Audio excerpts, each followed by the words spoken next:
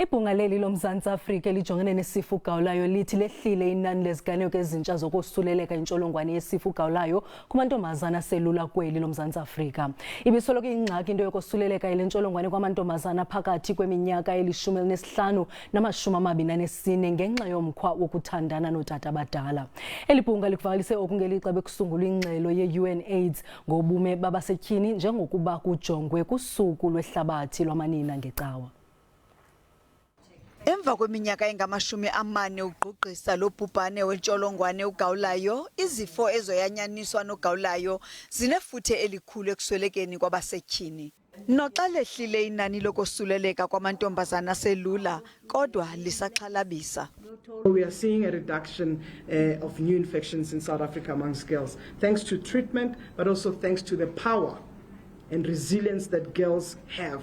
Udushe olujoliswe kwisini ngomnye wonobangela bokuntinga kwenani lokosuleleka, kodwa i-UNAIDS imothulela umnqwazi umongameli Ramaphosa ngenzame zakhe zokulwa le nkohlakalo.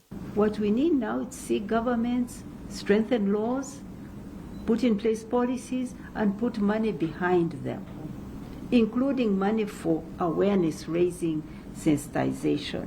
That's how I feel about gender-based violence. We need more commitments coming from governments and companies. Apho kujongwe khona ke kusekubeni kuthi kufinqwa lo nyaka libe licuthwe nge-100,000 inani leziganeko ezintsha zokosuleleka.